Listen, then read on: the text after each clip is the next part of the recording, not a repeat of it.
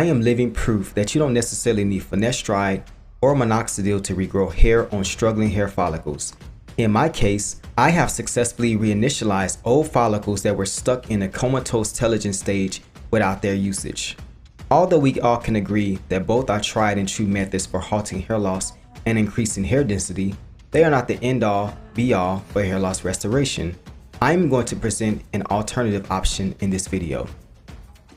Evidence does seem to show that human ingenuity or lab-based solutions such as Minoxidil and Finasteride are more effective in the short term, probably because it's concentrated, thus the efficacy is greater. However, nature in its own right has the oldest, most sophisticated laboratory. Evolution through adaptation. I believe wholeheartedly that for every ailment, disease, and imbalance we encounter, there is a natural and effective solution that exists somewhere on earth that could reverse it. Today, I'm going to present just 7 herbs that I have personally researched, tested, and presently used in order to successfully regrow hair on a Norwood 7, totally bald, and once calcified scalp of over a decade. Although I am Natty, I am proudly hypergamous when it comes to natural or holistic therapeutics or formulas, so I am always looking for a better combination or solution. These 7 herbs have solidified themselves within my current personal regrowth formulas, with most products at version 20 or more. That should tell you something. In the last 4 to 6 months, I have been laser focused on maximizing their efficacy and absorbency in the extraction and application process, then contemplating their effectiveness due to the sheer amount of research, personal testing, and undeniable results that I have experienced as a hair regrowth guinea pig. I believe these simple and common herbs are going to take me to hair loss undetectable, and they can do the same thing for you too. The best part about this is you do not have to choose between your current lab-based solution or commercial therapeutic and these natty herbs. You can simply incorporate them into your topical regimen or even your diet when appropriate. You can trust me, bro. But seriously, do your own research and get the opinion of a trusted medical professional. I deal with dozens and counting of herbs, botanicals, fruits, and vegetables in some capacity in hair loss. But for this list, there are pertinent multifunctional applications that each had to qualify for in order to make the cut. The difference between this presentation and the many herbal hair growth videos on YouTube is this one was specifically created for the unique problems associated with male pattern balding or androgenic alopecia. Although truthfully, those with severe alopecia, especially immune-based, can adopt and implement these as well. 2 distinct groups, one that will mimic Minoxidil and the other that will fill in for Finasteride with one special wild card. Although by themselves, their efficacy is low to mid, but combined is a totally different story. Incorporating these into your current topical solution, an even stronger effect. I spent a great deal of my time in research attempting to reverse engineer the 2 most successful and traditional accepted hair loss therapeutics in order to understand how I can hack it naturally. This is my current understanding of what Minoxidil does as far as hair loss restoration, and consequently what each herb should also do. Vasodilation. It is the expanding of the walls, vessels, veins, and arteries.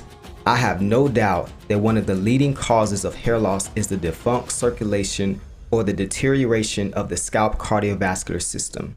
The follicles receive hormones, nutrition, and oxygen through the arteries and vessels located in the hypodermis area of the scalp. When this blood flow network is compromised, the follicles become smaller and miniaturized due to starvation, even without a DHT problem, surprisingly. The expansion and malleability of the circulatory network keeps hair follicles fed enough to birth and nurture terminal hairs cycle after cycle. Number 2, stimulant. It is energizing the follicles or initializing the anagen stage. Think of a stimulant like you would view turbo booster or nitro in a race car. It's accelerating the speed and increasing the power of the anagen stage's hair production.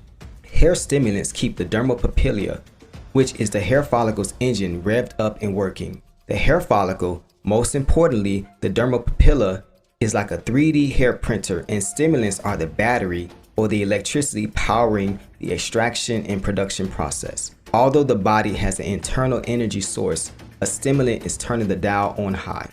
Blood pressure. This is not an effect specifically that helps hair regrowth. I would argue that logically it seems to work against it.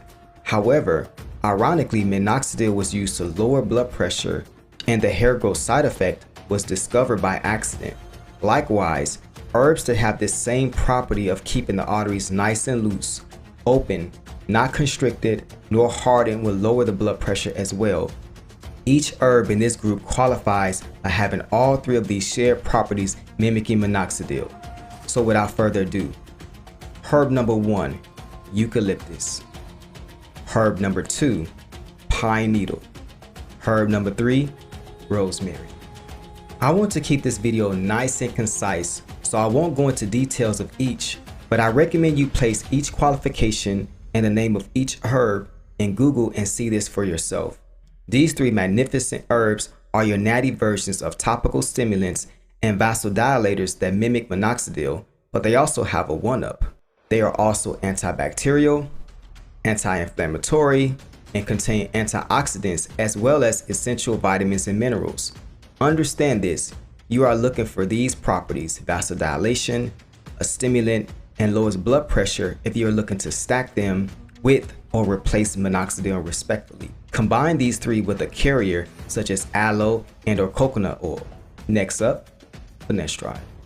These medicines were designed for benign prostate enlargement or BPH, but they are now functioning as a proactive or preventative hair loss therapeutic as well as hair loss reversal in certain cases, usually depending on the state of the follicle. From my observation, this lab-based solution seems to primarily halt hair loss or keep status quo, but also has been known to reverse miniaturized hairs back to normal state over time. Reversing bald scalp or even villous hairs to terminal, not so much. This trio not only needs to fill in or mimic a BPH med to suppress the enlargement of the prostate, they also need to inhibit 5-AR conversion of testosterone to DHT because it seems to be like the same thing. What's good for the prostate seems to be good for hair loss. They should also be phytoestrogenic in nature. What seems to be good for child reproduction seems to be good for hair loss as well. Simply, the best topical hair loss regrowers seem to be sexual in nature. These 3 herbs not only are taken for menopausal issues in women, but ironically can also be taken by men to boost testosterone because of the suppression of DHT. Confusing, but true.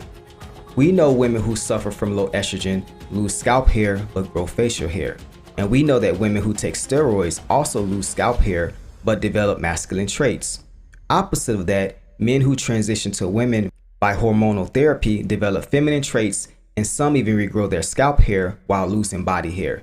Each of these herbs from a topical perspective can help turn an alpha prostate-dominated scalp to a uterine balanced one that suppresses DHT. But that's not all. Just as our first 3 herbs had multiple functions and applications, these herbs are packed with nutrients, minerals, and vitamins at the very least to compensate for any circulation issues. This is not an exact science, so I recommend you take some time to research these 3 for yourself, but you can trust me, bro. Herb number 1, pumpkin seed. Herb number 2, saw palmetto. Herb number 3, red clover. You cannot go wrong if you want to increase your DHT inhibiting in the form of topical and or even ingesting these natty herbs as a dietary regimen. I created a tea with these ingredients that I take a few times a week. It has helped me to increase my testosterone, regrow hair, and I am certain that it can help with ED from my experiences with it. I should have mentioned that as well too. Herbs that help with penile erections have been known to assist with hair loss. Just as I stated earlier, there's a sexual component that's unspoken. Check out my video on saw palmetto for more information. Now I did promise 7 herbs, so this last one had to be special. It had to not only mimic minoxidil, but also have properties that fill in for finasteride. Its qualifications is a vasodilator, circulation increaser, have phytoestrogenic properties, and inhibits DHT. And as a bonus, it has to also have anti-inflammatory and antibacterial applications. The name of this super hair loss herb is common hop, or humilis lupulus.